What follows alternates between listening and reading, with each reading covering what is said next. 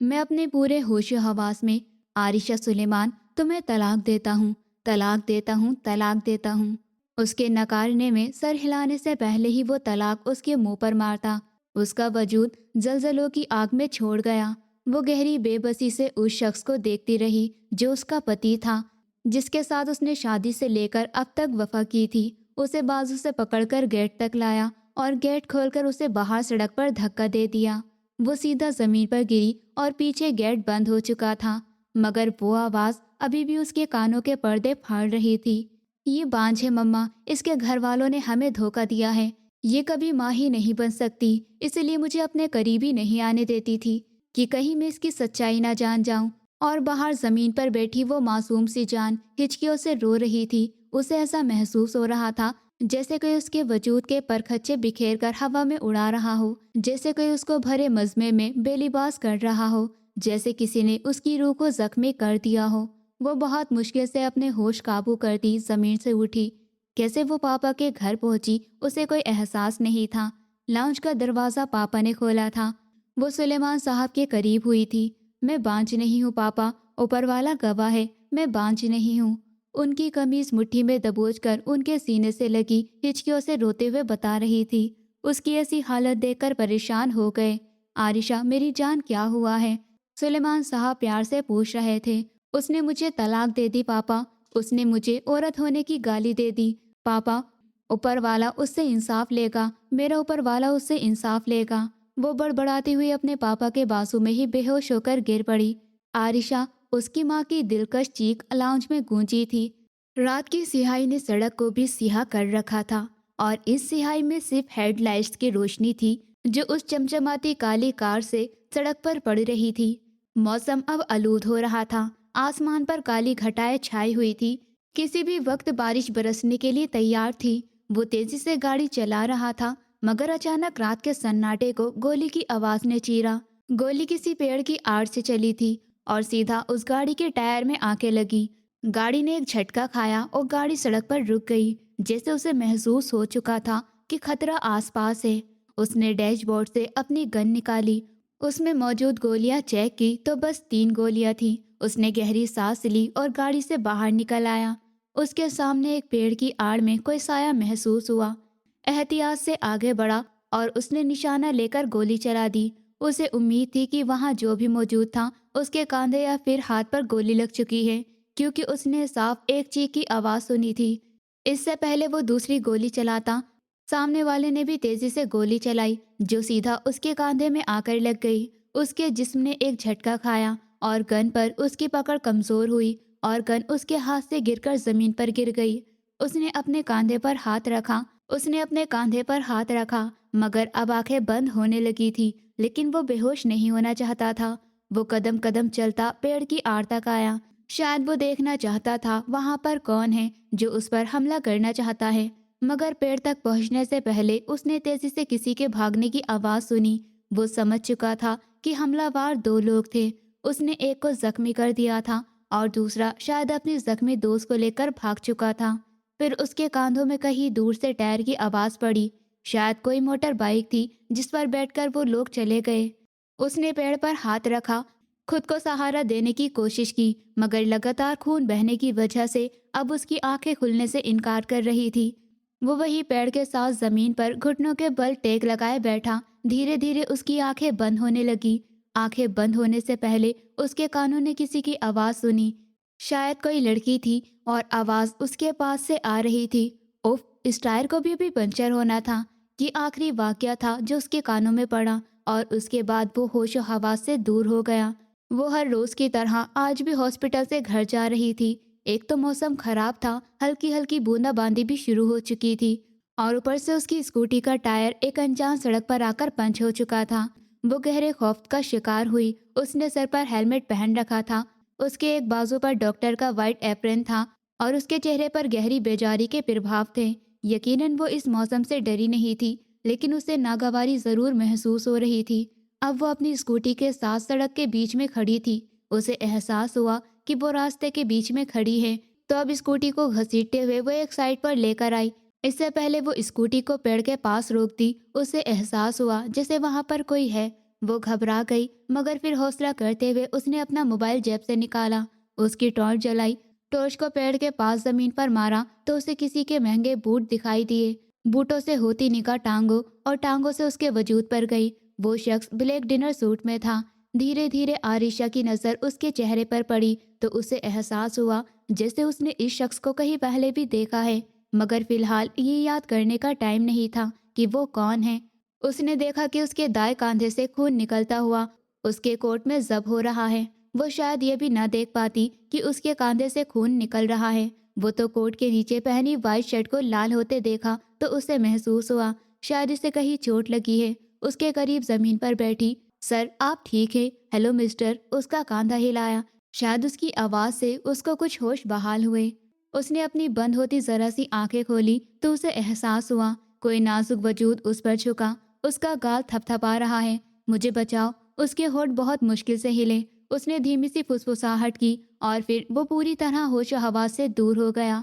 और अब असल मायनों में आरिशा के हाथ पांव फूल गए, क्योंकि जैसे ही उसने लाइट से जरा अच्छे से उसका चेहरा देखा तो उसे महसूस हुआ कि इस शख्स को गोली लगी हुई है। उसने आसपास देखा तो सड़क से उस साइड पर एक ब्लैक कार खड़ी थी। उसका दरवाज़ा खुला था। शायद वो इसी शख्स की कार थी और हो सकता है उस पर अभी यहाँ पर हमला हुआ है। उसे कुछ समझ ही नहीं आ रही थी कि वो क्या करे। उसे गाड़ी ड्राइव करनी आती तो थी, तो क्या वो उसे उसकी गाड़ी में हॉस्पिटल ले जाए। ये सोचते हुए उसने हिम्मत की और बहुत मुश्किल से उस बेहोश शख्स को सहारा देकर जमीन से उठाया। बेशक वो हट्टा कट्टा मर्द था और कहाँ वो नाजुक से छुई मुई सी लड़की, मगर फिर भी एक डॉक्टर होने के नाते उसका फर्ज था कि वो मरीज की जान बचाए और वो किसी को मरते हुए नहीं देख सकती थी। बहुत मुश्किल से उसके दोनों बाजू से घसीटकर गाड़ी तक लाई। उसे गाड़ी में पानी की बोतल नजर आई। उसने जल्दी से बोतल पकड़ी और उस बेहोश शख्स के चेहरे पर पानी छिड़का कि वो शायद थोड़ा होश में आ जाए, और उसकी उम्मीद के मुताबिक उसके जिस्म में हलचल हुई। प्लीज़ थोड़ी हिम्मत करें, गाड़ी में बैठे, क्योंकि मैं आपको गाड़ी में नहीं बिठा पाऊंगी। वो अकेली थी। उसके साथ कोई वर्ड बॉय वगैरह होता तो शायद फिर भी संभव था, मगर हॉस्पिटल यहाँ से अच्छा खासा दूर था। उसे पहुँचते पहुँचते ही तकरीबन 15 मिनट तो लगने ही वाले थे। वो अपनी आधी आंखें खोले हैरत से उस लड़की को देख रहा था, मगर वो महसूस कर सकती थी कि उसके होश पूरी तरह बहाल नहीं है। वो समझने की कोशिश कर रहा था कि वो कहाँ है। उसने आरिशा के कंधे पर अपना एक बाजू रखा और सहारे से उठकर वो पैसेंजर सीट पर बैठा। जैसे ही वो बैठा उसके कंधों से और तेजी से खून बहने लगा। आरिशा ने अपने गले से अपना दुपट्टा निकालकर तेजी से उसके कंधे पर रखा और उसका दूसरा हाथ उसके कंधों पर रखा। प्लीज दबा कर रखें, बस चंद मिनट और जल्दी से हॉस्पिटल पहुंच जाएंगे। सॉरी, मैं आपकी परमिशन के बिना आपकी गाड़ी ड्राइव करने वाली हूँ, लेकिन आपकी जान बचाने के लिए बहुत ज़रूरी है। वो तेजी से कहती घूमकर ड्राइविंग सीट तक आई। दरवाज़ा पहले से खुला हुआ था।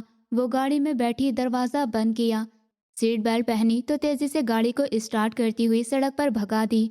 वो हॉस्पिटल जा रही थी। वो काफ़ी अरसे के बाद गाड़ी ड्राइव कर रही थी, मगर उसके हाथों में अजीब सी तेज़ी थी। वो खुद भी हैरान थी कि वो आज भी इतनी अच्छी ड्राइवर है। कभी कभी उसे महसूस होता था शायद वो गाड़ी चलाना भूल ही गई हो, मगर हैरत की बात थी कि वो आज भी पूरी सावधानी और परफेक्ट तरीके से गाड़ी चला रही थी। उसने 15 से 20 मिनट का सफ़र तेज़ ड्राइविंग से 5 मिनट में तय किया और उसने उस जख्मी शख्स को हॉस्पिटल के गेट में पहुंचाया। जैसे ही गाड़ी हॉस्पिटल की बड़ी बिल्डिंग के बाहर रुकी, वो जल्दी से बर्ड बॉय को आवाज़ देने लगी। वो खुद भी इसी हॉस्पिटल में काम करती थी। डॉक्टर आरिशा की आवाज़ सुनकर दो वर्ड बॉय तेज़ी से उसके करीब आए। उसने जल्दी से कहा, स्ट्रेचर लेकर आओ, मरीज को इमरजेंसी रूम में शिफ्ट करो। उसने हिदायत दी। वो बिल्कुल प्रोफेशनल तरीके से बात कर रही थी। वर्ड बॉयज़ ने जल्दी से उसके हुक्म की तामील की और अगले 5 मिनट में वो खुद एक प्राइवेट रूम में उसके पास खड़ी थी और अब सावधानी से उसके कंधे से गोली निकाल रही थी। गोली निकालने के बाद उसने जल्दी से उसका जख्म कवर किया और पट्टी की, लेकिन इतनी ही देर में भी उसका काफ़ी खून बह चुका था। ये तो शुक्र था कि ब्लड बैंक में उस शख्स के ब्लड का सेम ग्रुप मिल गया था, तो उसे ब्लड लगा दिया गया। तकरीबन आधे घंटे बाद उस कमरे से बाहर निकली। उसने मास्क उतारा और एक गहरी सांस ली। ऐसा लग रहा था जैसे उसने बहुत बड़ी कामयाबी हासिल कर ली हो, क्योंकि अब वो शख्स खतरे से बाहर था। Everything okay doctor Arisha? Senior doctors उसे देखकर हैरान थे कि वो अभी आधे घंटे पहले ही तो शिफ्ट पूरी किए घर की तरफ गई थी। Yes, everything is all right. میں گھر جا رہی تھی، راستے میں اسکوٹی خراب ہو گئی تو میں نے دیکھا یہ شخص مجھے زخمی سڑک پر ملا تو بس مجھ سے رہا نہیں گیا اور میں انہیں ہاسپٹل لے آئی۔ ان کی بات پر سامنے کھڑے سینئرز کے چہرے پر کچھ حیرانی کے پربھاؤ ہوئے۔ اس شخص کو گولی لگی تھی اور تم نے بنا پولیس کو شامل کیے اس کا علاج کر دیا۔ ہم کسی مصیبت میں بھی پڑ سکتے ہیں عائشہ۔ اس بات پر عائشہ کے چہرے پر کچھ ناراضگی کے پربھاؤ نظر آئے۔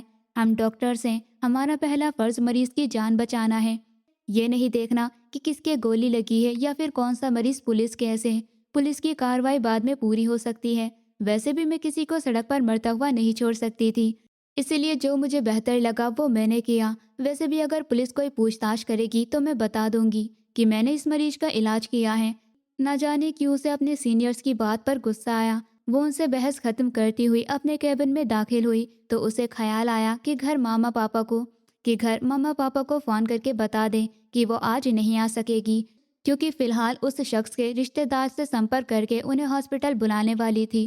جب تک اس کے گھر سے کوئی نہیں آ جاتا وہ زخمی شخص کو اکیلا چھوڑ کر یہاں سے نہیں جانا چاہتی تھی۔ حالانکہ اسے نہیں جانتی تھی، اسے زندگی میں شاید پہلی بار دیکھ رہی تھی، اس سے پہلی بار مل رہی تھی، مگر پھر بھی اسے اس شخص سے عجیب سا لگاؤ ہو رہا تھا۔ وہ کیبن میں آئی، وہاں بیٹھی پانی پیا، گہری سانس لی، پھر ماما کو کال کر کے بتایا کہ وہ آج گھر نہیں آئے گی، کل صبح آئے گی۔ پھر اسے خیال آیا کہ جس شخص کو وہ ہاسپٹل لائی تھی اس کی گاڑی میں اس کا موبائل ضرور پڑا ہوگا، کیونکہ اس کے کپڑوں میں اس کے والیٹ کے سوا اور کچھ بھی نہیں ملا تھا۔ وہ وہاں سے اٹھی اور ہاسپٹل کی پارکنگ میں آئی اور اس کی گاڑی کی چابی سے گاڑی کا لاک کھولا اور ڈیش بورڈ کھولا تو اس کی سوچ کے مطابق ایک مہنگا موبائل فون وہاں پڑا ہوا تھا۔ یہ اس شخص کا ہوگا جو اندر بے ہوش پرائیویٹ روم میں موجود تھا۔ اس نے موبائل باہر نکالا، مگر وہ جانتی تھی کہ موبائل لاک ہوگا، لیکن شاید کسی کی کال آئے۔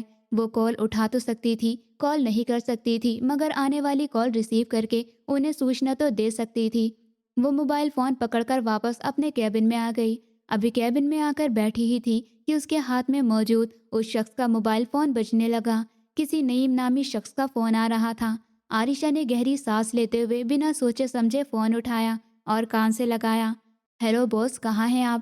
میں کب سے آپ کو کال کر رہا ہوں، سامنے والے نے بے چینی سے پوچھا۔ میں ڈاکٹر عائشہ بات کر رہی ہوں، سٹی ہاسپٹل سے۔ آپ کے باس کو گولی لگ گئی ہے تو میں انہیں ہاسپٹل لے کر آئی ہوں۔ آپ کرپیا یہاں پر آ جائیں اور آ کر مجھ سے ملیں۔ عائشہ نے ایک ہی سانس میں ساری بات بتائی تو نعیم کے تو ہوش اڑ گئے۔ کیا؟ اوکے، میں ابھی آ رہا ہوں۔ وہ گہری پریشانی میں تھا۔ عائشہ نے موبائل فون واپس رکھا اور اپنا سر دبانے لگی۔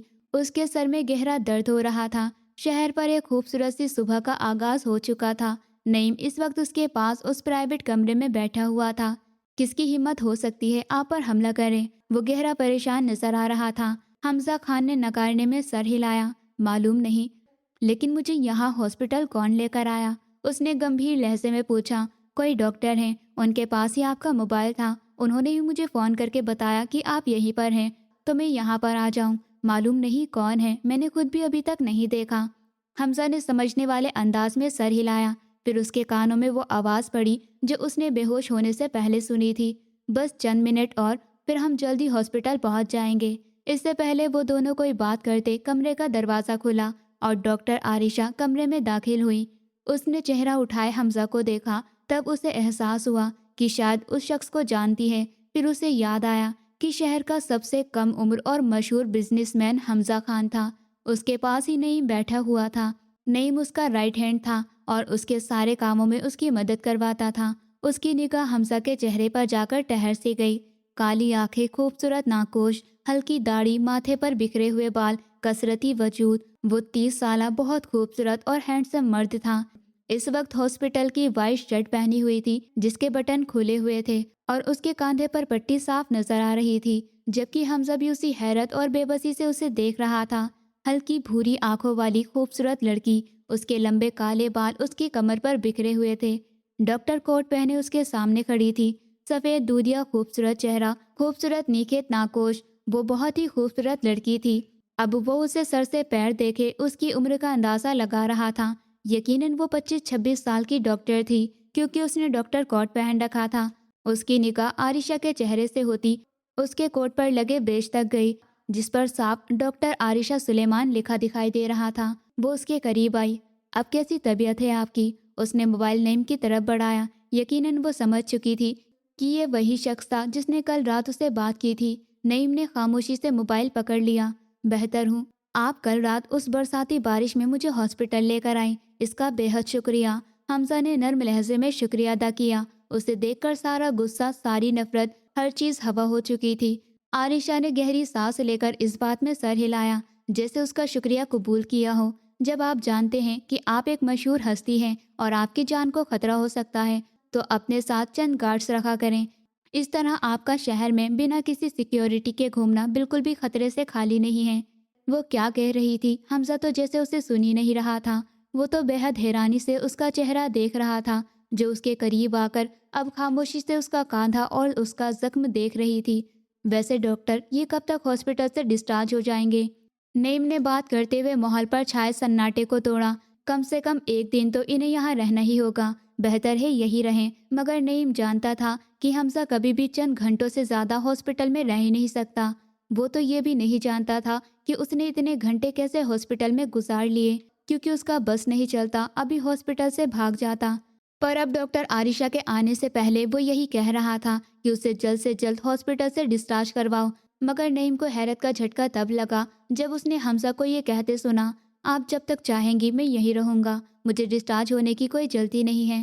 وہ عائشہ کی خوبصورتی دیکھ کر کہیں کھوئے ہوئے لہجے میں بولا کہ نعیم نے جھٹکے سے منہ موڑے اسے دیکھا۔ کیا واقعی یہ اس کا باس ہی تھا یا پھر کوئی انجان انسان؟ عائشہ کے ہونٹوں کو ہلکی سی مسکراہٹ نے چھوا۔ Very good. اس سے پہلے وہ کمرے سے باہر نکلتی حمزہ کے ایک سوال پر رک گئی۔ اب آپ مجھے دوبارہ دیکھنے کے لیے کب آئیں گے ڈاکٹر؟ اس نے اتنی گمبھیرتا سے سوال پوچھا کہ عائشہ نے حیرانی سے اسے دیکھا۔ میرا مطلب ہے دوبارہ چیک اپ کرنے۔ اسے اپنے شبدوں کا اندازہ ہوا تو جلدی سے اپنی بات درست کی۔ فی الحال تو آپ کی وجہ سے میں 24 گھنٹوں سے ہاسپٹل میں ہوں، ابھی تو میں گھر جا رہی ہوں۔ امید ہے ہماری کل ملاقات ہوگی، عائشہ نرمی سے کہتی ہوئی اس کمرے سے باہر نکل گئی۔ اس کی آنکھیں بتا رہی تھی کہ وہ ساری رات بالکل بھی نہیں سو سکی، اس لیے وہ اپنے گھر جانا چاہتی تھی اور ابھی اس سڑک سے اپنی اسکوٹی لے کر اسے ٹھیک بھی کروانا تھا جو وہ کل رات چھوڑ کر آئی تھی۔ اس کے جانے کے بعد بھی کتنی ہی دیر تک حمزہ دروازے کو گھورتا رہا۔ اس کے ہونٹوں پر ایک ہلکی سی مسکراہٹ تھی جبکہ نعیم نے بے حد بے بسی سے اسے دیکھا۔ آپ کی طبیعت ٹھیک ہے باس؟ کیا وہ ڈاکٹر آپ کو کچھ زیادہ ہی پسند آ گئی؟ اس نے بنا ہچک سوال پوچھ لیا تو حمزہ نے اس کی طرف دیکھا تو اس کی مسکراہٹ گہری ہوئی۔ پتہ کر وہ کون ہے اور یہ کہاں رہتی ہے، اس کے بارے میں ہر چیز جاننا چاہتا ہوں میں۔ اور اب نعیم کو یقین ہو چکا تھا کہ وہ ڈاکٹر عائشہ میں کچھ زیادہ ہی دلچسپی لے رہا ہے۔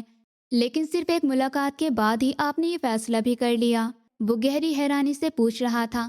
جتنا کہا ہے اتنا کرو نعیم، حمزہ نے اسے گھورتے ہوئے ٹوکا تو نعیم خاموش ہو گیا۔ ایک دن اور گزر گیا۔ اگلے روز بھی ہاسپٹل میں معمول کے مطابق کام تھا۔ وہ تقریباً دوپہر کے وقت حمزہ کو دیکھنے کے لیے اس کمرے میں داخل ہوئی جہاں پر وہ بھرتی تھا۔ اس نے دیکھا کہ کمرہ خالی تھا، نعیم کہیں بھی نہیں تھا۔ حمزہ سائڈ ٹیبل پر پڑے گلاس میں پانی ڈال کر پانی پینے کی کوشش کر رہا تھا مگر ایک کاندھے میں چوٹ لگنے کی وجہ سے اسے پانی نہیں پیا جا رہا تھا۔ یہ دیکھ کر ڈاکٹر عائشہ تیزی سے اس کے قریب آئی اور گلاس میں پانی ڈال کر گلاس اس کے ہاتھ میں پکڑایا تو حمزہ کی نگاہ اس پر گئی۔ آج اس نے بہت ہی خوبصورت بلیک فراک پہن رکھی تھی اور اس فراک میں وہ بہت ہی خوبصورت لگ رہی تھی۔ نہ چاہتے ہوئے بھی حمزہ کے ہونٹوں پر ایک گہری مسکراہٹ نے چھوا۔ اپنے 3 سال زندگی کے کیریئر میں وہ لڑکیوں سے دور رہنے والا دل ہارا بھی تو ایک معمولی سی ڈاکٹر پر۔ اب کیسی طبیعت ہے آپ کی؟ عائشہ نے کچھ پلوں بعد اس کے پاس اسٹول پر بیٹھتے ہوئے پوچھا۔ نہ وہ اس کی فائل اسٹڈی کر رہی تھی۔ بہتر ہوں ڈاکٹر صاحبہ، لیکن عجیب سی بے چینی محسوس ہو رہی ہے۔ عائشہ نے چونک کر اسے دیکھا۔ درد کی سمجھ آتی ہے مگر بے چینی کیوں محسوس ہو رہی ہے؟ وہ حیران ہوئی۔ لگتا ہے میرا دل بیمار ہو رہا ہے، وہ کہیں کھوئے ہوئے عائشہ کو دیکھتے ہوئے بولا تھا مگر عائشہ پریشانی سے اب اسٹیٹوکوپ سے اس کا معائنہ کر رہی تھی۔ مجھے تو باہر سے سب کچھ ٹھیک لگ رہا ہے، مجھے لگتا ہے آپ اپنے بزنس کی وجہ سے اپنے بالکل بھی دیکھ بھال نہیں کرتے، اس لیے یہ حال ہے۔ وہ اب اسے نرمی سے ڈانٹ رہی تھی۔ حمزہ خاموشی سے اس کی باتیں سن رہا تھا، سننے سے زیادہ وہ اسے دیکھنے میں مشغول تھا۔ عائشہ کا موبائل فون بجنے لگا تو وہ کال پر بات کرتی کمرے سے باہر نکل گئی۔ اس کے جانے کے بعد نعیم کمرے میں داخل ہوا۔ پتہ چل گیا ہے باس، آپ پر حملہ رویس کمپنی والوں نے ہی کروایا ہے۔ مجھے تو پہلے ہی لگ رہا تھا کہ لوگ ٹینڈر لینے کے لیے کسی بھی حد تک گر سکتے ہیں۔ آپ کو راستے سے ہٹا کر وہ آپ کو کمزور کر کے یہ ثابت کرنا چاہتے تھے کہ آپ بزنس سنبھالنے کے قابل نہیں۔ مجھے لگتا ہے آپ کو فوراً آج رات ہونے والی اس بزنس میٹنگ میں ضرور جانا چاہیے۔ نعیم کی بات سن کر حمزہ کی مسکراہٹ سمٹ گئی۔ وہ فوراً گمبھیر ہوا۔ اگر آپ کہیں تو میں آپ کے ڈسچارج کے پیپر بنواؤں؟ اس نے حمزہ سے پوچھنا چاہا، کیونکہ اسے یہ معلوم نہیں تھا کہ حمزہ جانا چاہے گا یا پھر وہ اس معمولی سی ڈاکٹر کی محبت میں اپنی میٹنگ مس کر دے گا۔ ہاں ٹھیک ہے، بنوا لاؤ، حمزہ نے گمبھیرتا سے حکم دیا تو نعیم کو کچھ حوصلہ ہوا۔ کچھ دیر بعد ہی وہ اس کے ڈسچارج پیپر بنوا لایا تھا۔ اب حمزہ اس کے ساتھ ہاسپٹل سے باہر جا رہا تھا۔ اس نے اس کے بعد عائشہ کو نہیں دیکھا۔ وہ گاڑی میں بیٹھا اور اب نعیم اس کی گاڑی چلا رہا تھا۔ وہ ہاسپٹل سے باہر نکل آئے تھے۔ عائشہ کے بارے میں پتہ کیا؟ اس نے گمبھیرتا سے نعیم سے پوچھا۔ نعیم نے اس بات میں سر ہلایا۔ ڈاکٹر عائشہ کے والد سلیمان صاحب کا اپنا امپورٹنٹ ایکسپورٹ کا بزنس تھا، مگر 2 سال پہلے انہیں بزنس میں گہرا نقصان ہوا۔ کسی دوست نے ہی دھوکہ کیا تھا، اس لیے وہ گہرے نقصان میں چلے گئے اور انہیں کافی نقصان ہوا۔ انہیں اپنا بنگلہ، اپنا گھر، گاڑیاں، ہر چیز بیچنی پڑی۔ فی الحال وہ ایک اوسط سے گھر میں رہتے ہیں۔ ڈاکٹر عائشہ کی فیملی زیادہ بڑی نہیں ہے، وہ اکلوتی ہیں اور ان کے ماں باپ ہیں جو ان کے ساتھ رہتے ہیں۔ 2 سال پہلے وہ ڈاکٹر بنی تھی اور 1 سال پہلے کچھ بتاتے بتاتے نعیم خاموش ہو گیا۔ 1 سال پہلے کیا؟ حمزہ نے گمبھیرتا سے پوچھا۔ اسے جیسے کچھ غلط ہونے کا احساس ہوا تھا۔ 1 سال پہلے ڈاکٹر عائشہ کی شادی ہو چکی ہے۔ شبد تھے کہ پگھلا ہوا شیشہ جو کسی نے حمزہ خان کے کانوں میں اتارا۔ اسے ایسا محسوس ہوا جیسے کسی نے اس کا دل نکال کر اپنے ہاتھ سے مسل دیا ہو۔ کون ہے وہ؟ اس نے اتنی سختی سے پوچھا کہ نعیم بھی گھبرا کر رہ گیا۔ اس کے لہجے میں گرمی نکل رہی تھی۔ کوئی بڑا مسئلہ نہیں، ایک جان جائے گی اور سب ٹھیک ہو جائے گا۔ حمزہ اب گمبھیرتا سے سوچتے ہوئے بول رہا تھا۔ یقیناً اس کے دماغ میں اس شخص کی موت چل رہی تھی۔ اس کی ضرورت نہیں ہے بوس، نعیم نے اسے شانت کرنا چاہا۔ کیوں؟ حمزہ نے اپنا غصہ روکنے کی کوشش کرتے ہوئے پوچھا۔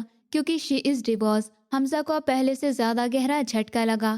کیا؟ اس کے ہونٹ ہلکے سے باہر رہ گئے۔ وہ حیرت سے باہر دیکھ رہا تھا، پھر کھل کر مسکرایا۔ یہ تو بہت اچھی بات ہے، مطلب اب میرا راستہ صاف ہے۔ نعیم کو گہری حیرت ہوئی۔ لیکن آپ ایک طلاق یافتہ لڑکی سے شادی کریں گے؟ آپ یہ بھی نہیں جانتے کہ اسے طلاق کیوں ہوئی تھی؟ آخر اس میں ایسی کیا برائی تھی، یا پھر اس کے پچھلے جیون میں کیا مسئلے ہو سکتے ہیں؟ نعیم اس کے ساتھ بالکل دوستوں جیسا تھا، اس لیے نعیم اس سے ہر بات کھل کر پوچھ لیتا تھا، اور اب بھی اس نے یہ سوال بہت گمبھیرتا سے پوچھا تھا۔ حمزہ نے نکارنے میں سر ہلایا۔ ہر انسان کا پچھلا جیون ہوتا ہے نعیم، پر مجھے اس سے فرق نہیں پڑتا کہ عریشہ کے پچھلے جیون میں کیا تھا اور کیا نہیں۔ ہاں، مجھے فرق نہیں پڑتا کہ اس کا پتی کون تھا، اس کی شادی کب ہوئی، اسے کب طلاق ہوئی۔ حقیقت یہ ہے کہ اب وہ صرف میری ہے۔ جب ایک مرد کو محبت ہوتی ہے نا، تو وہ یہ نہیں دیکھتا کہ عورت کا پچھلا جیون کیا تھا، وہ بس اسے اپناتا ہے، کیونکہ اس کے لیے عورت کا آج معنی رکھتا ہے۔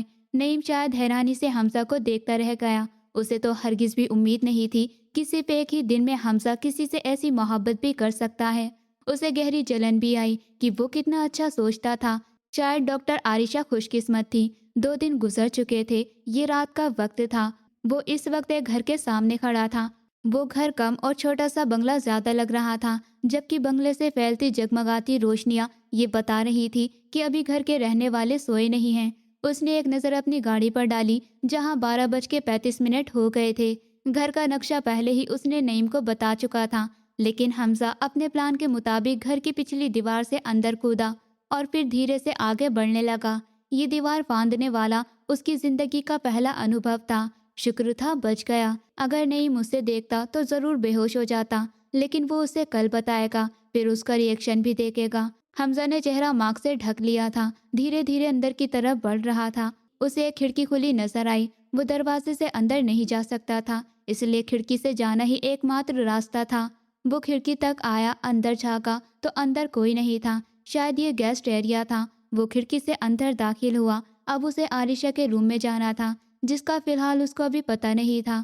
اس سے پہلے وہ آگے بڑھتا، اسے کچن سے کوئی آواز آئی۔ اس نے سامنے سیڑھیوں کو دیکھا اور جلدی سے سیڑھیوں کی طرف بڑھ گیا تاکہ کوئی کچن سے نکل کر سامنے نہ جائے، کیونکہ کچن سیڑھیوں سے بالکل بھی دور نہیں تھا۔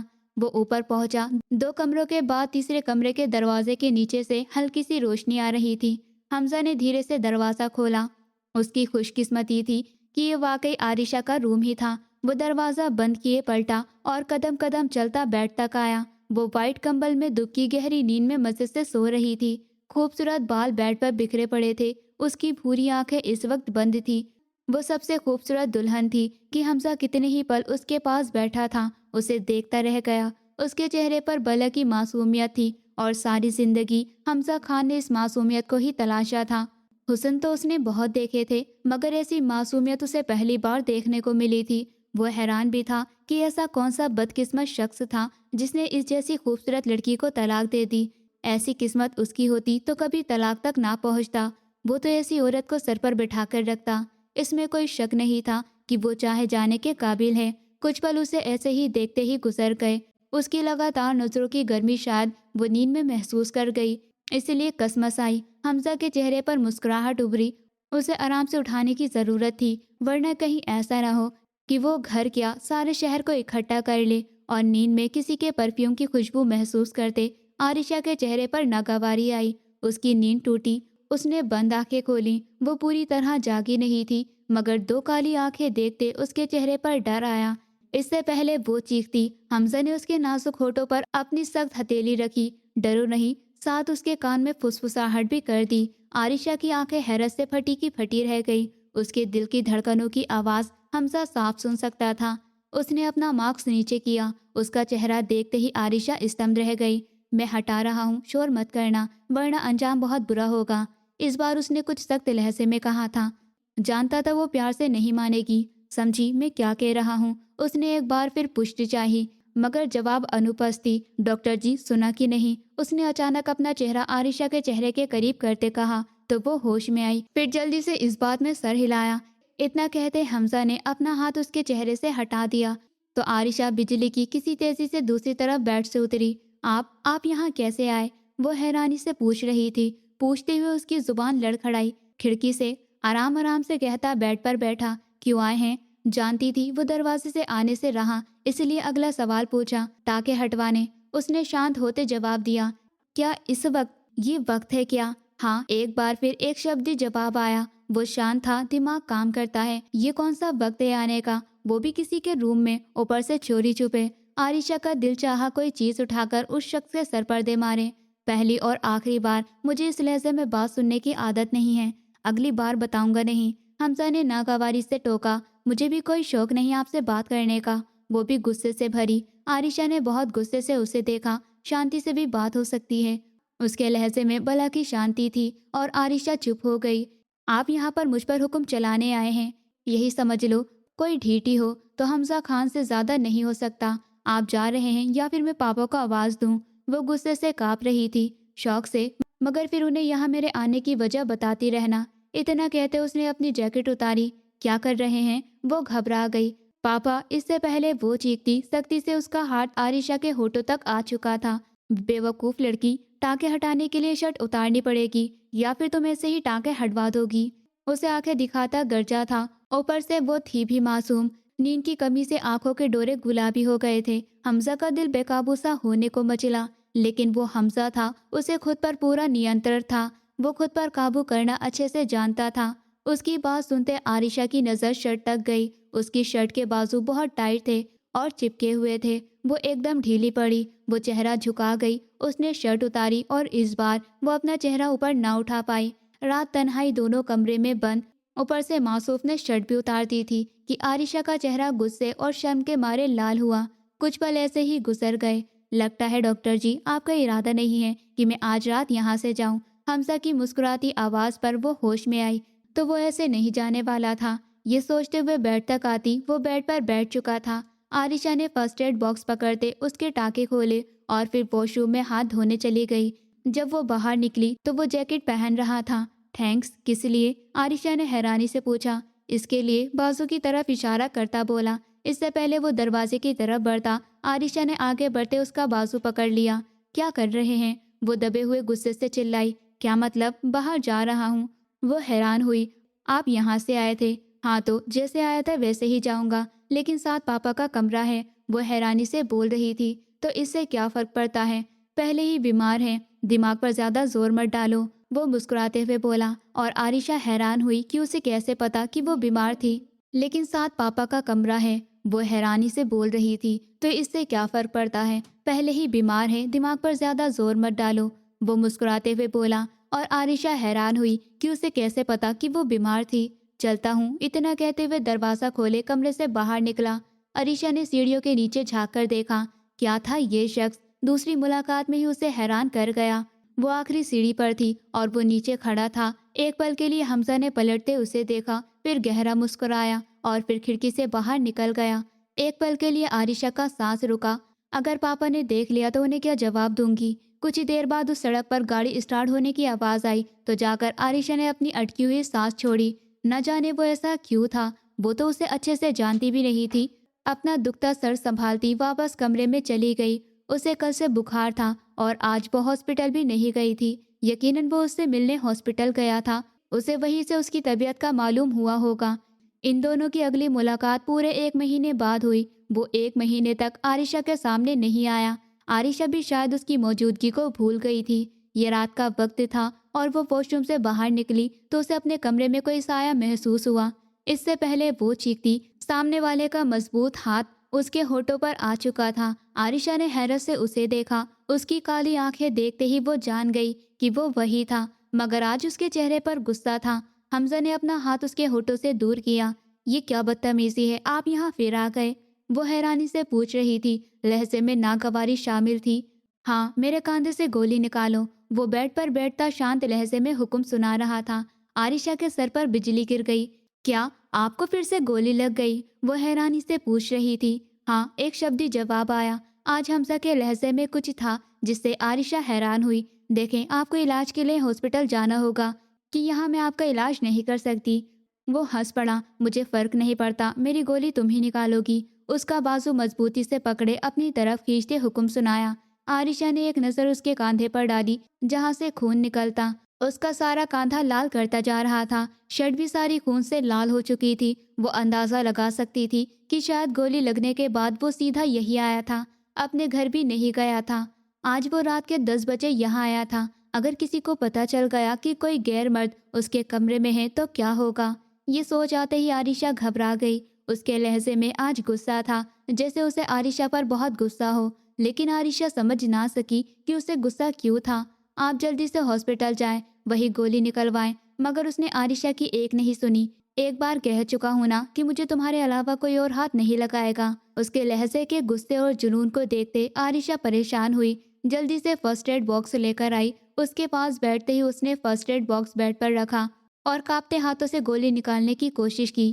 گولی بالکل اس کے کاندھے پر لگی تھی۔ وہ شرٹ اتار کر پہلے ہی دور کر چکا تھا۔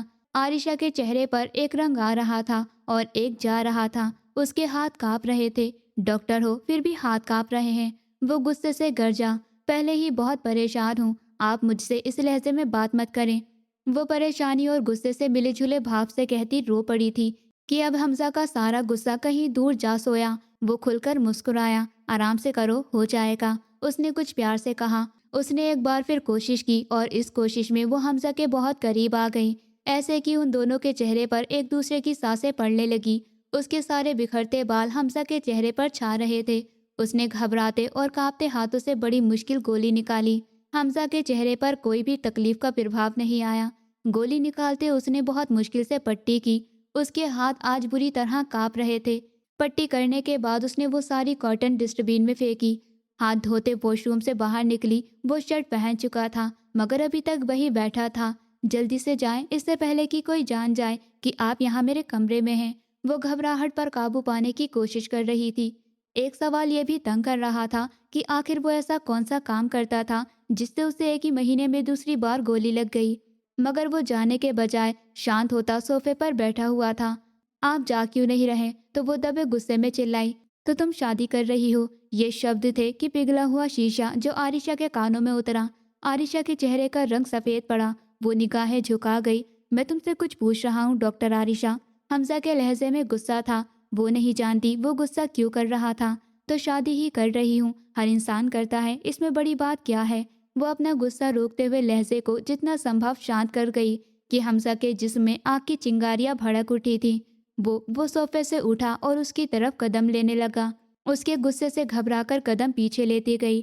اتنا کہ وہ دیوار سے چپک گئی، اس کے بالکل قریب آیا۔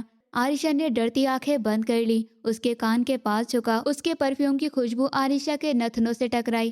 تم نے سوچ بھی کیسے لیا کہ تم حمزہ خان کے علاوہ کسی دوسرے مرد کے بارے میں سوچ سکتی ہو؟ جس دن تمہیں پہلی نظر ہاسپٹل میں دیکھا تھا نا، تبھی تم میرے دل میں بس گئی تھی، تبھی میں نے تمہیں اپنا بنانے کے بارے میں سوچ لیا تھا۔ تم سے پیار ہو چکا ہے، ایک بار جو چیز میری ہو جائے وہ صرف میری ہی رہتی ہے۔ تم نے کیسے سوچا کہ تم کسی اور سے شادی کرنے کے بارے میں سوچو گی بھی اور میں جان نہیں پاؤں گا؟ تم سے زیادہ میں اس 1 مہینے میں جان گیا ہوں، میری ہر نظر تم پر ہی ہوتی ہے۔ وہ اندر تک کانپ گئی، اس کے لہجے میں جنون شامل تھا۔ کچھ دن پہلے ہی سلیمان صاحب نے اس کا رشتہ کسی امیر شخص سے طے کر دیا تھا جو عائشہ کی دگنی عمر کا تھا، اور اس بارے میں عائشہ بالکل جانتی ہی نہیں تھی۔ اس کے باپ نے اس کے سامنے ہاتھ جوڑ دیے تھے کہ ان کی مجبوری ہے، انہوں نے جس شخص سے قرضہ لیا تھا وہ وقت پر ان کے قرض کی ادائیگی نہیں کر سکے، تو اس شخص نے یہ شرط رکھ دی کہ اگر سلیمان صاحب اس کا نکاح عائشہ سے کر دیں تو وہ سارا قرض معاف کر دے گا، کیونکہ اس نے ایک روز اس کے گھر میں آتے ہوئے عائشہ کو دیکھ لیا تھا اور تبھی سے وہ عائشہ کے لیے پاگل ہو گیا تھا، اور اگر سلیمان صاحب نے اس کا نکاح عائشہ سے نہیں کروایا تو اسے ایک ہی دن میں اپنی ساری رقم چاہیے، اور اگر وہ رقم نہیں دے سکے تو یا تو وہ سلیمان صاحب کو جیل بھیج دے گا یا پھر جان سے ہی ختم کر دے گا۔ اور وہ اتنا خطرناک شخص تھا کہ سلیمان صاحب جانتے تھے کہ وہ جو کہہ رہا ہے وہ کر گزرے گا، کیونکہ وہ شہر کے بدمعاش لوگوں میں گنا جاتا تھا۔ انہوں نے مجبوراً اس شخص سے کچھ عرصہ پہلے قرضہ لینا پڑا تھا، مگر کمپنی اور بزنس ڈوبنے کی وجہ سے وہ قرض واپس نہیں کر سکے، اس لیے اب وہ بہت مجبور تھے، اور عائشہ اپنے باپ کے جڑے ہاتھ دے کر خاموشی سے مان گئی تھی، کیونکہ اس نے ان کے سامنے بیٹھ کر بہت شانتی سے کہا تھا کہ آپ کی طلاق یافتہ بیٹی سے اب کوئی شادی نہیں کرے گا۔ عائشہ کو طلاق کیوں ہوئی تھی ابھی تک یہ بھی ایک رہسیہ ہی بنا ہوا تھا، مگر وہ بہت پریشان رہنے لگی تھی۔ اس نے کبھی بھی یہ نہیں سوچا تھا کہ اس کے سر پر بم پھٹا تھا، مگر وہ دل سے اس رشتے کے لیے راضی نہیں تھی۔ وہ نہیں جانتی تھی کہ اس کا دل کیوں اسے منع کرتا جا رہا تھا، مگر شاید دل کہیں اس حمزہ خاں پر آ گیا تھا۔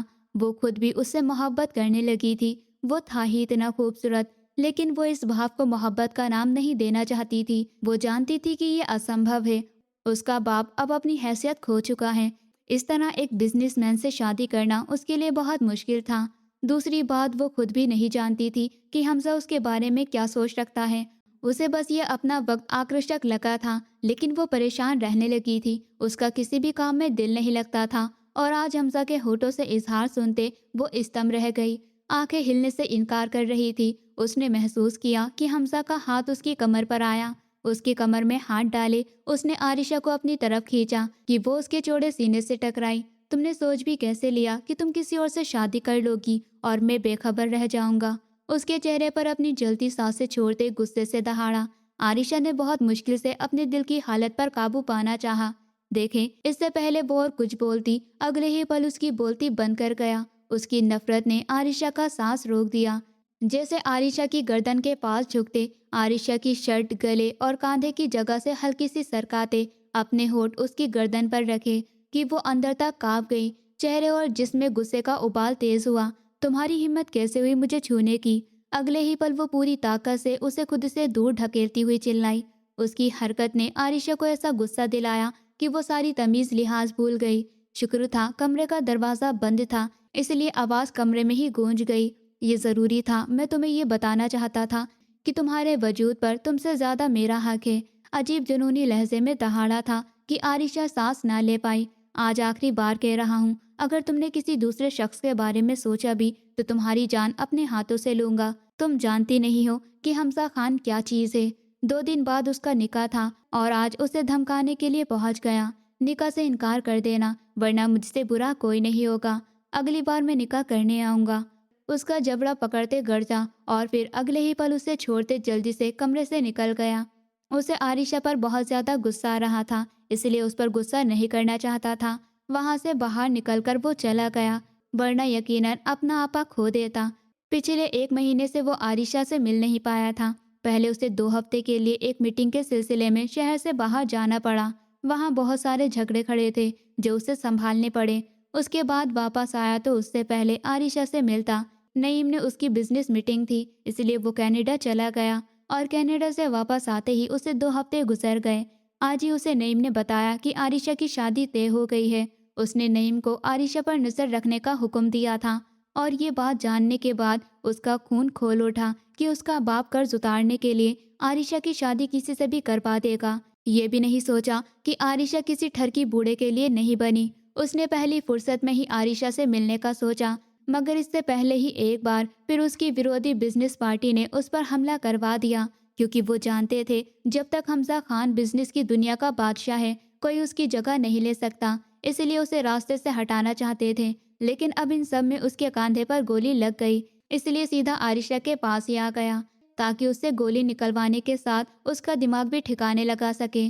اس کے جانے کے بعد وہ بیڈ پر گرنے کے انداز میں بیٹھی۔ وہ پچھلے کچھ دنوں سے بہت زیادہ پریشان تھی۔ جب سے اس کے پاپا نے کہا تھا کہ اس کا نکاح کرنا چاہتے ہیں، وہ یقیناً یہ بات اسے ہاسپٹل کے کسی کے ذریعے پتہ چل گئی ہوگی۔ حمزہ نے ہاسپٹل فون کیے عائشہ کی موجودگی کا پوچھا تھا۔ اسے پتہ چلا کہ وہ چھٹیوں پر ہے، اور چھٹیوں کی وجہ کہ اس کی شادی تھی تو حمزہ کے تن بدن میں آگ لگ گئی۔ 2 دن ایسے ہی گزر گئے۔ یہ محض عائشہ کا خیال تھا کہ اس نے ہاسپٹل سے پوچھا ہوگا، مگر اس سے پہلے ہی نعیم بتا چکا تھا۔ پھر پورے 2 دن تک وہ اس کے سامنے نہیں آیا۔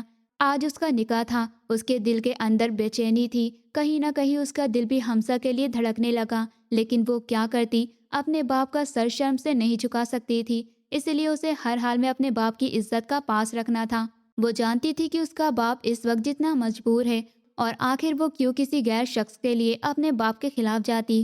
وہ شخص جسے 1 مہینے میں دوسری بار گولی لگ گئی، پتہ نہیں وہ کون سا غلط کام کرتا تھا جو اس پر جان لیوا حملہ ہوتے تھے۔ اس کا کام نہیں جانتی تھی، وہ یہ بھی نہیں جانتی تھی کہ وہ کہاں رہتا ہے، فیملی میں کون ہے، پھر وہ کیوں اس کے خاطر اپنے باپ کے خلاف جاتی، اور وہ باپ جس نے ساری زندگی اس کی حفاظت کی، اسے سرد گرم ہواؤں سے بچا کر رکھا، اس کی پرورش کی، اس کی ہر خواہش پوری کی تھی، اسے ڈاکٹر بنایا، اسے ہر حال میں اپنے باپ کی عزت کا پاس ہی رکھنا تھا۔ وہ تیار تھی، سفید رنگ کی فراک پہنے جس کے دامن پر گولڈن کلر کا کام کیا گیا تھا۔ وہ قدم قدم چلتی اپنے دوست اور کزن کی سنگت میں سیڑھیاں اترتی نیچے آئی۔ لاؤنج میں ہی نکاح کا انتظام کیا گیا تھا۔ ریاض ملک وہی ایک سائڈ صوفے پر بیٹھا تھا اور مسکرا کر عائشہ کو دیکھ رہا تھا، مگر عائشہ اس شادی سے ذرا بھی خوش نہیں تھی۔ اس کے دل کی دنیا میں پوری طرح تباہی مچی تھی۔ وہ خالی دماغ کے ساتھ لاؤنج میں داخل ہوئی، پر اس کے ماں اور باپ نے اسے دونوں طرف سے اس کے دونوں ہاتھ پکڑے، اسے اس خلیز شخص کے پاس لا بٹھایا۔ اس نے خالی نگاہ ریاض ملک پر ڈالی، اسے دیکھ کر گہرائی سے مسکرایا، مگر ایک پل کے لیے اس کی آنکھوں کے سامنے وہ کالی آنکھیں لہرائی تھی۔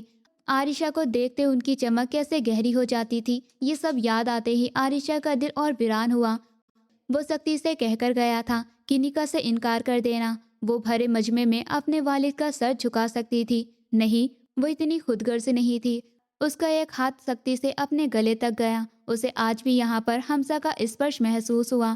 وہ اندر تک تڑپ گئی، جلدی سے اپنا ہاتھ پیچھے کر گئی۔ اس کا دل اسے بغاوت کرنے کو کہہ رہا تھا، لیکن وہ اپنے باپ کے ساتھ بغاوت نہیں کرنا چاہتی تھی۔ مولوی صاحب بھی سامنے والے صوفے پر آ کر بیٹھے۔ سر، آپ کی اجازت ہو تو شروع کریں، مولوی صاحب نے سلیمان صاحب کو دیکھتے ہوئے کہا، تو سر ہلاتے اس بات میں اشارہ دیا۔ اس سے پہلے وہ نکاح کے لیے رضامندی لیتے، لاؤنج کا دروازہ ایک دھار سے کھلا اور اتنے سارے لوگ داخل ہوئے کہ سب نے حیران ہوتے لاؤنج کے دروازے کی طرف دیکھا۔ سب سے آگے نعیم تھا اور اس کے ساتھ چند گارڈز جو سارے لاؤنج کے آس پاس پھیل گئے۔ سلیمان صاحب کا دماغ پلوں میں گھوم گیا۔ وہ سمجھ نہ سکے کہ یہاں کیا ہو رہا ہے۔ کون ہو تم لوگ اور یہ کیا بدتمیزی ہے؟ انہوں نے سختی سے پوچھا تھا۔ کوئی کچھ کہتا اس سے پہلے وہ اندر داخل ہوا۔ گہرے نیلے رنگ کے 3 سوٹ میں تیار، وائٹ شرٹ اور گولڈن کلر کی ٹائی لگائے وہ بہت ہی خوبصورت لگ رہا تھا۔ بال نفاست سے سیٹ کیے گئے تھے۔ اپنے کاندھے میں لگی گولی کی پرواہ کیے بغیر وہ دونوں ہاتھ پینٹ کی جیبوں میں ڈالے ایک ادا سے چلتا ہوا لاؤنج میں داخل ہوا۔ اب ان کی طرف بڑھ رہا تھا اور عائشہ اگلا سانس نہ لے سکی۔ وہ حیران اور پھٹی پھٹی نگاہوں سے اس راجکمار کو دیکھ رہی تھی جس کا حسن وہاں موجود ہر لڑکی کی آنکھوں میں چمک پیدا کر گیا تھا۔ سلیمان صاحب کی آنکھوں میں حیرت نظر آئی۔ حمزہ خان، یہ کیا بدتمیزی ہے؟ وہ کچھ الجھن سے پوچھ رہے تھے۔ آخر حمزہ خان کو کون نہیں جانتا تھا؟ حمزہ کے چہرے پر مسکراہٹ نظر آئی۔ ارے حوصلہ رکھے میرے پیارے سسر صاحب، اس نے بے باکی کی انتہا کرتے آنکھیں ونک کرتے سلیمان صاحب کو کہا تھا کہ ان کا چہرہ ایک پل میں گھوم گیا اور انہوں نے اتنے ہی سخت نظروں سے عائشہ کو دیکھا۔ جو گھبرائی ہوئی اپنے باپ کو دیکھ کر نکارنے میں سر ہلا رہی تھی۔ یہ کیا بدتمیزی ہے، یہاں میری بیٹی کا نکاح ہو رہا ہے اور تم اس طرح اپنی فوج کے ساتھ یہاں دھمکے۔ ان کا اشارہ حمزہ خان کے گارڈز کی طرف تھا۔ ارے میں بھی تو اسی لیے آیا ہوں، بھلا دلہا کے بنا کوئی بھی نکاح ہوتا ہے؟ اس نے اشارہ کیا تھا۔ نعیم نے آگے بڑھتے دونوں گارڈز کے سامنے ہاتھ لہرایا۔ گارڈز فوراً آگے بڑھے اور ریاض ملک کو دونوں بازوؤں سے پکڑتے عائشہ کے ساتھ سے اٹھایا۔ سارے حیرانی اور پھٹی پھٹی نگاہوں سے اس راجکمار کو دیکھ رہے تھے۔ یہ کیا بدتمیزی ہے حمزہ خان، چھوڑو مجھے، کیوں میرے نکاح میں آ کر تماشا کر رہے ہو؟ وہ سختی سے چلایا، مگر حمزہ خاموشی اور شانتی سے اسے دیکھتا رہا تھا۔ یہ میرے سارے گارڈز کہاں مر گئے ہیں؟ ریاض ملک اپنے سیکیورٹی ہیڈ کو دیکھ کر دہاڑا۔ کوئی نہیں آئے گا کیونکہ باہر سارے میرے گارڈز کے قبضے میں ہیں۔ وہ گارڈز کی بھاری سنکھیا لے کر آیا تھا کہ ریاض ملک دانت پیستا رہ گیا۔ عائشہ، یہ کیا ہو رہا ہے؟ سلیمان صاحب نے پہلی بار اپنی بیٹی سے اتنے سخت لہجے میں بات کی۔ میں نہیں جانتی پاپا۔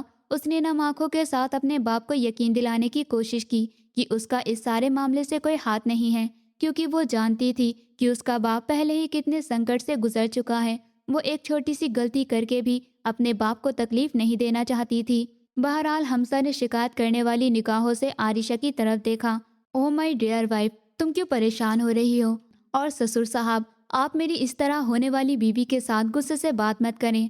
دیکھیں وہ خود کتنی پریشان ہو گئی۔ یہاں پر نکاح تو ہوگا، لیکن نکاح صرف مجھ سے ہوگا، کیونکہ میں ڈاکٹر عائشہ سلیمان سے آخری حد تک پیار کرتا ہوں، اور یہ ڈاکٹر عائشہ سلیمان سے ڈاکٹر عائشہ حمزہ خان بنے گی۔ وہ ٹانگ پر ٹانگ چڑھائے شانتی سے بیٹھا تھا اور ساری دنیا کے سامنے اپنے پیار کا اعتراف کر چکا تھا۔ عائشہ حیرت سے اسے دیکھ رہی تھی۔ اسے امید نہیں تھی کہ وہ نکاح کے وقت اس طرح آئے گا اور تماشا کرے گا۔ اس نے نعیم کو اشارہ کیا۔ نعیم نے پیسوں کا ایک بڑا بیگ اٹھا کر ریاض ملک کے سامنے رکھا۔ شاید وہ اپنے ساتھ بیگ لایا تھا۔ یہ رہے تمہارے وہ سارے قرض کے پیسے جو سلیمان صاحب نے تم سے قرضہ لیا تھا، جس کے بدلے تم ان کی بیٹی عائشہ سے نکاح کرنا چاہتے تھے، اور یہ تمہارے ادا کیے گئے قرض سے بہت زیادہ ہیں، لیکن تم ابھی یہاں سے جا نہیں سکتے۔ پہلے میرا نکاح ہونے دو، اس کے بعد تم یہاں سے جا سکتے ہو۔ اس نے سختی سے ریاض ملک کو حکم دیا، جو اسے ایسے گھور رہا تھا جیسے کچا چبا جائے گا، جبکہ حمزہ نے اس کی نظروں کو نظر انداز کرتے ہوئے اب اپنا رخ عائشہ کی طرف موڑا۔ چلے مولوی صاحب، نکاح شروع کریں۔ وہ اپنے کوٹ کا بٹن کھولتے ہوئے شانت ہوتے بیٹھا۔ اس کا ایک ہاتھ سختی سے عائشہ کی کمر کے پیچھے آ چکا تھا کہ عائشہ پریشانی اور تکلیف سے اس شخص کو دیکھ رہی تھی جسے عائشہ کے باپ کی عزت سے کوئی سروکار نہیں تھا۔ مولوی صاحب پریشانی سے سلیمان صاحب کو دیکھ رہے تھے۔ دیکھو حمزہ خان، کیوں کر رہے ہو یہ سب؟ انہوں نے گہری پریشانی سے پوچھا۔ پہلے وہ اس لیے اس سے غصے سے بات کر رہے تھے کیونکہ وہ ریاض ملک کے دباؤ میں تھے، مگر اب کیونکہ وہ ان کا پلوں میں سارا قرض اتار چکا تھا تو اس لڑکے کی ہمت پر حیران تھے۔ میں آپ کو پہلے بھی بتا چکا ہوں کہ محبت کرتا ہوں آپ کی بیٹی سے، اس لیے اس سے نکاح کرنا چاہتا ہوں۔ کیا ابھی بھی کوئی ثبوت چاہیے آپ کو؟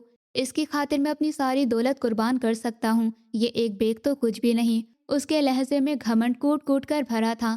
سلیمان صاحب نے بے بسی سے عائشہ کو دیکھا، جس کی آنکھوں میں آنسو تھے۔ شاید وہ بھی کسی شخص سے ایسی ہی محبت کی امید نہیں کر سکتی تھی، یہ جانتے ہوئے بھی کہ یہ طلاق یافتہ ہے، تم اس سے نکاح کرو گے۔ شاید وہ اس سے پوچھ رہے تھے، شاید وہ اسے چتاونی دینا چاہتے تھے کہ اگر وہ بعد میں اسے طلاق یافتہ معلوم ہونے پر اسے تکلیف دے گا تو ابھی ہی اسے چھوڑ کر جا سکتا ہے۔ مجھے اس سے فرق نہیں پڑتا، بھاڑ میں گئی وہ طلاق، نہ ہی میں اس کا ذکر چاہتا ہوں۔ آپ پلیز ہمارا نکاح کروائیں۔ وہ بار بار اس طلاق کے شبد پر پریشان ہو رہا تھا۔ اس سے پہلے سلیمان صاحب اپنا فیصلہ سناتے، عائشہ نے ہاتھ کے اشارے سے انہیں روک دیا۔ رک جائیں پاپا، میں پہلے ان سے کچھ ضروری بات کرنا چاہتی ہوں، اکیلے میں، اس کے بعد ہی یہ نکاح ہوگا۔ وہ دیکھ چکی تھی کہ اس کا باپ راضی ہو چکا ہے، اس لیے اس نے پہلے حمزہ کو اپنے پیچھے جیون کی سچائی بتانے کا فیصلہ کیا، کیونکہ وہ پچھلا جیون بتائے آگے نہیں بڑھ سکتی تھی۔ حمزہ شانتی سے صوفے سے اٹھا۔ اوکے، مجھے کوئی مسئلہ نہیں ہے۔ ویسے بھی وہ اس لڑکی کو 1000 بار سن سکتا تھا۔ وہ سب لوگ لاؤنج میں ہی بیٹھے ہوئے تھے۔ وہ خاموشی سے لاؤنج سے نکل کر گھر کے پچھلی طرف آ گئے۔ وہ اب ایک دوسرے کے سامنے کھڑے تھے اور ایک دوسرے کو دیکھ رہے تھے۔ کیا چاہتے ہیں آپ؟ یہ سب جانتے ہوئے کہ میں ایک طلاق یافتہ ہوں، پھر بھی کیوں کر رہے ہیں مجھ سے نکاح؟ اتنے امیر ہیں آپ، لڑکیوں کی کمی تو نہیں ہے آپ کو؟ وہ گہری اداسی نظر آ رہی تھی۔ ہاں، مانا کہ مجھے لڑکیوں کی کمی نہیں ہے، مگر ہر لڑکی اگر ڈاکٹر عائشہ سلیمان ہو تو میں کسی سے بھی شادی کر لوں، مگر دل تم پر آیا ہے تو شادی بھی تم سے ہی کروں گا نا۔ आरिशा गहरी हैरान थी। ये शख्स उसे हर दूसरे जवाब पर हैरान कर देता था। ये नहीं जानना चाहोगे कि मुझे तलाक क्यों हुई, कि आखिर ऐसा क्या ऐप था मुझ में, क्योंकि मैं नहीं चाहती थी कि आपको बाद में भी कोई बात मालूम हो और बाद में आप मुझे छोड़ने की बात करें। मेरे अंदर अब इतनी हिम्मत नहीं है कि मैं दूसरी बार तलाक लूं। इसलिए मैं चाहती हूँ कि आप मेरा पिछला जीवन जानें।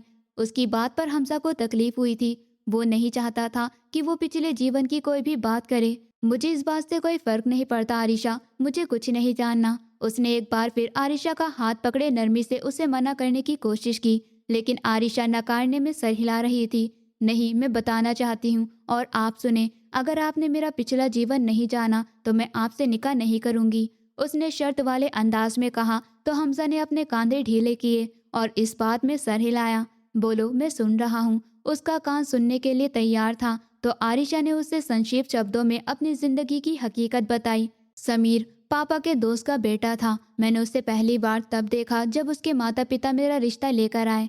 मुझे उससे शादी में कोई एतराज़ नहीं था। मेरे पापा चाहते थे मैं शादी कर लूँ। मैंने शादी कर ली, मगर शादी की रात मुझ पर यह राज खुला कि वो किसी और से मोहब्बत करता था। मगर जिससे वो मोहब्बत करता था उस लड़की को उसके माता पिता पसंद नहीं करते थे। उन्हें अपने बेटे के लिए मैं पसंद थी, इसलिए वो मुझे बहू बनाकर ले गए। उसने शादी की रात ही मुझे बता दिया कि उसे मुझ में कोई मोहब्बत नहीं है, वो मुझसे नफरत करता है और एक न एक दिन मुझे छोड़ देगा। उसने कभी जी भरकर मेरा चेहरा भी नहीं देखा। आखिर क्या कसूर था मेरा? वो तकलीफ वाली निगाहों से उसे देखते हुए पूछ रही थी। हमजा की रगों में गुस्से का उबाल तेज हुआ। उसका दिल चाहा वो शख्स सामने आए और उसका चेहरा नोच डाले। उस लड़की से रोज मिलने जाता था जिससे मोहब्बत करता था और कभी कभी तो लेट मीटिंग का बहाना बनाकर उसके साथ रातें गुजार कर भी आता था। मगर मैंने कभी उसकी निजी जिंदगी में दखल देने की कोशिश नहीं की। मैंने कभी भी उसके व्यवहार के बारे में किसी को नहीं बताया, क्योंकि पापा पहले ही संकट में थे। मैं उन्हें परेशान नहीं करना चाहती थी। मैं बस उसके कमरे में किसी फालतू सामान की तरह पड़ी हुई थी, जिसे वो मुंह लगाना तो दूर देखना भी गवारा नहीं करता था। शादी को 6 महीने गुजर चुके थे। अब उसके माता पिता बच्चा चाहते थे। उसने तो मुझे कभी हाथ तक नहीं लगाया था, तो बच्चा कहाँ से होता? इसलिए उसने अपने माता पिता से झूठ बोल दिया कि मुझ में कोई कमी है और मैं उसे औलाद नहीं देना चाहती और मैं बांझ हूँ, मैं माँ नहीं बन सकती। न जाने कहाँ से वो मेरी नकली रिपोर्ट्स बनवा कर ले आया और अपने माता पिता को दिखा दी और उसके माता पिता ने भी उस पर यकीन कर लिया और उसने मुझे तलाक देकर घर से निकाल दिया। मुझे ये समझ नहीं आती हमजा कि मेरी गलती क्या है, कि मेरा बाप गरीब हो गया था या फिर ये कि मेरे पापा को उनके अपने ही बिजनेस पार्टनर ने धोखा दे दिया। वो मेरे माता पिता थे, उन्होंने फिर भी मुझे कबूल किया। एक तलाक याफ्ता बेटी को घर में रखा, मुझे दोबारा नौकरी करने की इजाज़त दी ताकि मैं हॉस्पिटल जाऊं और इस काम से बाहर निकल सकूं। इस वजह से मैं नहीं चाहती थी कि दोबारा मैं कोई ऐसा काम करूं जिससे मेरे माता पिता की इज्जत पर आ जाए। इसलिए मैं नहीं चाहती थी कि आप ऐसे आधी रात को मेरे कमरे में आ जाएं। मेरे पापा को पता चल जाता तो वो गम से ही मर जाते। मुझे उस शख्स से कभी मोहब्बत नहीं थी, ना ही मैंने उससे मोहब्बत करने की कोशिश की जिसके घर में मैं 6 माह रही, और उसे इस बात की भी परवाह नहीं थी कि मैं खा पी रही हूँ या नहीं, मैं कैसी हूँ, किस हाल में हूँ। लेकिन मेरे साथ ऐसा क्यों हुआ? मुझे तलाक दी गई। ऊपर वाले की कसम, मुझ में कोई ऐब नहीं है। अगर आपको अब भी ये लगे कि मैं झूठ बोल रही हूँ या फिर मुझ में किसी किस्म की कमी है तो आप अभी इस निकाह से मुड़ सकते हैं। मगर प्लीज़ निकाह करने के बाद मुझे छोड़िएगा मत, क्योंकि आप वो पहले शख्स हैं जिससे मुझे मोहब्बत हुई है और मैं मोहब्बत में और धोखा नहीं खाना चाहती। हमजा ने नरमी से उसका हाथ अपने हाथों में लिया। वो रो रही थी, उसके आंसू गालों पर बह रहे थे जिससे उसका सारा मेकअप ही बह रहा था। मैं तुमसे वादा करता हूँ तुम्हें कभी नहीं छोड़ूंगा। मुझ पर, मेरी मोहब्बत पर भरोसा रखो और ये बात याद रखो कि परीक्षाएं सिर्फ उन लोगों पर आती हैं जो ऊपर वाले के पसंदीदा होते हैं। और अगर मैंने तुमसे कभी गुस्से में बात भी की है तो सिर्फ ये सोचकर कि तुम्हें किसी और का होते बर्दाश्त नहीं कर सकता। ये सोचना ही मुझे इतना हौसला देता है। मुझे तुमसे कुछ नहीं चाहिए। मैं तुमसे ये भी नहीं कहूँगा कि मुझे वफा दो, क्योंकि मैं जानता हूँ तुम मुझसे मोहब्बत करोगी, मुझे वफा भी दोगी ना? हमजा ने नरमी से पूछा तो आरिशा ने रोते हुए इस बात में सर हिलाया। चलो निकाह करते हैं अब, और इस नेक काम में देर नहीं करनी चाहिए। उसकी बात पर वो नम आंखों से मुस्कुरा पड़ी और वो हैरान भी थी कि दुनिया में इतने अच्छे लोग भी हो सकते हैं। वो दोनों वापस लाउंज में आए तो सुलेमान साहब कुछ परेशानी से उन दोनों को देख रहे थे और मिसेस सुलेमान भी कुछ परेशान थी। आप निकाह शुरू करवाएं मौलवी साहब, حمزہ نے اسے صوفے پر بٹھا کر اس کے پاس بیٹھتے ہوئے مولوی صاحب سے کہا تو سلیمان صاحب کے کاندھے کچھ ڈھیلے ہوئے۔ انہیں آج سالوں بعد ایسا لگا جیسے اوپر والے نے ان کی پریکشائیں کم کر دی ہیں۔ پر یوں کچھ ہی دیر میں ان دونوں کا نکاح ہو گیا۔ نکاح کے بعد وہ اپنے ماتا پتا سے مل کر اس کے ساتھ آ گئی۔ وہ دونوں گاڑی میں بیٹھے تھے، وہ گاڑی چلا رہا تھا اور اب وہ اسے اپنی فیملی کے بارے میں بتا رہا تھا۔ میں جب پیدا ہوا تو میری ماما کی بھی تبھی موت ہو گئی تھی۔ پاپا نے دوسری شادی کر لی۔ جب میں تھوڑا بڑا ہوا تو میں ان سے الگ ہو گیا کیونکہ وہ اپنی دوسری بیوی اور ان کے بچوں کے ساتھ بہت خوش تھے اور مجھے اس ماحول میں گھٹن ہوتی تھی، اس لیے میں نے انہیں چھوڑ دیا۔ اور عائشہ خاموشی سے اسے سن رہی تھی۔ وہ اب حمزہ کے ساتھ اس کے گھر میں داخل ہو رہی تھی۔ بے شک بہت خوبصورت گھر تھا۔ اسے سارا گھر دکھانے کے بعد اب اپنے بیڈ روم میں لے کر آیا۔ رات کے سائے گہرے ہو رہے تھے۔ وہ اب چینج کر چکی تھی اور اس وقت شیشے کے سامنے کھڑی خود کو دیکھ رہی تھی۔ ایک وہ رات تھی جب وہ کسی انچاہے مرد کی دلہن بنی تھی اور آج ایک یہ رات تھی جب وہ کسی کی منچاہی بیوی بن کر اس کے کمرے میں موجود تھی۔ حمزہ فریش ہوتا واش روم سے نکل کر اس کے پاس آ کر کھڑا ہوا، پھر اسے اپنے گھیرے میں لیتے اسے بیڈ پر لایا اور اسے بیڈ پر لٹا کر وہ اس پر جھکا۔ سب سے پہلے اس کے ماتھے پر ہونٹ رکھے۔ میری زندگی میں شامل ہونے کے لیے شکریہ عائشہ۔ پھر اس کی آنکھوں میں دیکھتے اس کے دونوں گالوں پر ہونٹ رکھے۔ مجھے اپنی عزت بنانے کے لیے آپ کا بھی شکریہ۔ وہ بھی اسی لہجے میں اس کے گلے پر اپنی انگلی ٹیسٹ کرتی بولی تھی۔ حمزہ کی مسکراہٹ گہری ہوئی۔ وہ اچانک اس کے ہونٹوں پر جھکا اور اس کے ہونٹ اپنے ہونٹوں میں لیتے وہ قطرہ قطرہ اس کی سانسیں خود میں پیتا اسے خود میں ہی سمیٹنے پر مجبور کر گیا۔ وہ گھبراتی، اس سے ڈرتی، اسی کی پناہوں میں چھپی رہی تھی اور باہر آسمان پر گہری ہوتی رات ان دونوں کو ہمیشہ کے لیے ایک کر گئی تھی۔ اس نے اس وقت لال ساڑی پہن رکھی تھی، کاندھوں پر آف وائٹ شال تھی۔ حمزہ کا ہاتھ پکڑے وہ اس کے ساتھ اس پارٹی میں آئی تھی۔ حمزہ کے بزنس پارٹنر نے اپنے بزنس کی کامیابی پر شہر کے سب سے بزنس مین کو دعوت دی تھی۔ وہ حمزہ کے ساتھ بہت خوش تھی۔ اس کی زندگی میں اپنے ماں باپ، حمزہ اور ہاسپٹل کی نوکری بہت اہم تھی۔ وہ اپنی زندگی میں ہر پریکشا کے بعد اب شانت ہو چکی تھی۔ حمزہ کسی کی کال پر بات کرتا تھوڑا فاصلے پر چلا گیا جب اچانک اس کی نظر سامنے کھڑے مرد پر گئی اور کسی نے عائشہ کی مسکراہٹ چھین لی۔ وہ سمیر تھا، اس کا پورو پتی جو اسے دیکھ چکا تھا اور اب اس کی طرف ہی آ رہا تھا، مگر یہ وہ سمیر نہیں تھا جس نے اسے بے عزت کیے طلاق دے کر اپنے گھر سے نکالا تھا۔ عائشہ کیسی ہو؟ اس نے نرمی سے پوچھا۔ اس کے لہجے سے ظاہر ہو رہا تھا کہ وہ بہت بدل چکا ہے، کسی نے اس کا گھمنڈ توڑ دیا تھا۔ اوپر والے کا شکر ہے اپنی زندگی میں بہت خوش ہوں میں، مسٹر سمیر۔ عائشہ نے کاندھوں کے گرد شال درست کرتے اپنے پیٹ کو چھپانے کی کوشش کرتے ہوئے کہا، مگر وہ دیکھ چکا تھا جو عائشہ اسے چھپانے کی کوشش کر رہی تھی۔ وہ میں تم سے معافی مانگنا چاہتا ہوں، میں نے جو کیا میں جانتا ہوں وہ غلط تھا۔ وہ عائشہ ہنس پڑی۔ معافی؟ کسی کی زندگی اجاڑ کر معافی مانگنا کتنا آسان ہوتا ہے نا آپ لوگوں کے لیے۔ میں ہر چیز معاف کر دیتی آپ کو، مگر آپ نے جو مجھ پر بانجھ ہونے کا الزام لگایا اس کے لیے میں آپ کو کبھی معاف نہیں کروں گی، یاد رکھیں، وہ سختی سے کہہ رہی تھی۔ اس سے پہلے وہ کوئی اور بات کرتی، اچانک ایک لڑکی بریک ڈریس میں اس کے قریب آئی۔ ہیلو مسز حمزہ، کیسی ہیں آپ؟ وہ تانیہ تھی، حمزہ کے آفس میں کام کرتی تھی، مگر عائشہ اسے بہت پہلے سے جانتی تھی۔ یہ وہی تھی جس سے سمیر محبت کرتا تھا۔ میں ٹھیک، آپ کیسی ہیں مس سمیر؟ عائشہ نے بھی اسی لہجے میں پوچھا۔ سوری، ہم کپل نہیں ہیں، ہماری طلاق ہو چکی ہے، تانیہ سمیر کو گھورتے ہوئے بتا رہی تھی۔ عائشہ کچھ حیران ہوئی۔ اوہ، مگر کیوں؟ اس نے حیرانی سے پوچھا۔ یہ میری خواہشیں پوری نہیں کر سکتا تھا، اسے بچہ چاہیے تھا اور میں ابھی بچہ پیدا نہیں کرنا چاہتی تھی، اس لیے میں نے اسے چھوڑ دیا، اور آپ کو پتہ ہے ان جیسے لوگوں کے ساتھ یہی ہونا چاہیے۔ اس نے اپنی پہلی بیوی کو بھی اسی لیے طلاق دی کیونکہ وہ بانجھ تھی، مگر مجھے بیوقوف بنایا کہ تمہاری خاطر اسے ماتا پتا کی نظروں میں گرا کر چھوڑا ہے۔ اگر یہ مجھ سے محبت کرتا تھا تو اس سے شادی ہی کیوں کی؟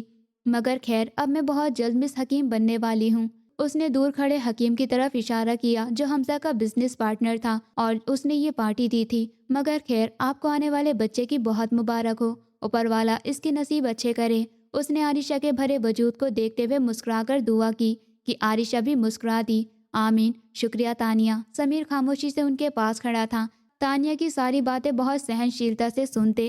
اتنے میں حمزہ بھی ان کے پاس آ گیا۔ یہ کون ہے؟ حمزہ نے جان بوجھ کر سمیر سے انجان بنتے پوچھا، تو اس سے پہلے تانیہ کوئی جواب دیتی عائشہ بول اٹھی، یہ میرے پورو پتی ہیں حمزہ، اور ان سے ملیں، یہ مسٹر سمیر، یہ میرے پتی ہیں۔ ان کے اظہار پر تانیہ کی آنکھیں حیرت سے کھل گئی ओप्स, सॉरी मिस तानिया, मैं आपको बताना भूल गई। जिस पूर्व बीवी की आप जिक्र कर रही थी वो मैं ही हूँ।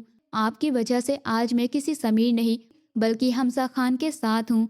सर, शुक्रिया कहना तो बनता है आपका, जिसने समीर जैसे इंसान से मुझे निजात सर, शुक्रिया कहना तो बनता है आपका, जिसने समीर जैसे इंसान से मुझे निजात दिलवाई। अगर आपकी वजह से ये मुझे ना छोड़ता तो आज मैं हमजा के साथ ना होती। हमजा ने मुझे वो मोहब्बत दी है जो एक पति अपनी बीवी को देता है। वो प्यार से तानिया का गाल थपथपाकर हमजा का हाथ पकड़े अब उन दोनों से दूर जा रही थी, जबकि तानिया का ऐसा हाल था कि जमीन फटे और उसमें समा जाए। समीर खामोशी से वापस पलट चुका था। आरिशा अब हंस रही थी। क्या बात है, बहुत मुस्कुराया जा रहा है। हमजा ने उसकी कमर के गिर्द घेरा बनाते उसकी मुस्कुराहट का सदका उतारा। हाँ, बस मैं ये देखकर हंस रही हूँ कि धोखा देने वाले को भी धोखा मिले तो कैसे उनका घमंड टूट जाता है। वाह ऊपर वाले, तेरा इंसाफ। वो खिलखिलाकर हंसती जा रही थी। इतना हंस हंस कर उसकी आंखों में पानी आ गया। वो इतनी हंसती हुई हमजा के सीने से लग गई। वो मुस्कुराकर अब उसके बाल सहला रहा था। आरिशा शायद ही जिंदगी में कभी इतनी खुलकर हंसी थी जितना वो आज हंस पड़ी थी। हॉस्पिटल के उस प्राइवेट कमरे का माहौल शांत था। वो तकियों के सहारे टेक लगाए बैठी थी। हमजा ने नरमी से बच्चे को बेबी कोट से निकाला और उसे आरिशा की तरफ बढ़ाया। आरिशा ने अपने दोनों बाजू खोले और अपने बेटे को अपने बाजू के घेरे में लेते उसका चेहरा देखा। फिर उसके माथे पर होठ रखे। कानों में कहीं दूर से आती पिछले जीवन की आवाजें पड़ी। ये बांझ है मामा, उसके घर वालों ने हमें धोखा दिया है। ये कभी माँ नहीं बन सकती। मैं बांझ नहीं हूँ पापा, ऊपर वाला गवाह है, मैं बांझ नहीं हूँ। इसने मुझे औरत होने की गाली दी है पापा। ऊपर वाला इससे इंसाफ लेगा। या ऊपर वाले, तेरा शुक्र है। उसके होठ हिले। उसने बच्चे को अपने सीने में छुपा लिया, जैसे इस बात का यकीन करना चाहती हो कि हाँ वाकई वो माँ बन चुकी है। हमजा ने आगे बढ़ते उसे अपने घेरे में लिया। शुक्रिया मेरी जिंदगी इतनी खूबसूरत बनाने के लिए। वो उसके माथे पर होठ रख रहा था। आरिशा नम आंखों से हंस पड़ी थी। शुक्रिया हमजा, मुझे पूरा करने के लिए। मुझे आज अपना वजूद पूरा होता महसूस हो रहा है। शुक्रिया मुझे ये बताने के लिए कि औरत की इज्जत कैसे की जाती है, उससे मोहब्बत कैसे की जाती है। उसने अपना सर हमजा के सीने पर रखा। बच्चा अब भी उसकी आगोश में था और कमरे के बाहर खड़े सुलेमान साहब और मिसेस सुलेमान खुलकर मुस्कुरा दिए। दोस्तों, उम्मीद करती हूँ आपको हमारी कहानी पसंद आई होगी। कहानी पसंद आई है तो वीडियो को लाइक करें, चैनल पर नए हैं तो चैनल को सब्सक्राइब करें और हाँ, नोटिफिकेशन बेल को ज़रूर दबाएं ताकि अगली अपडेट सबसे पहले आपको मिले।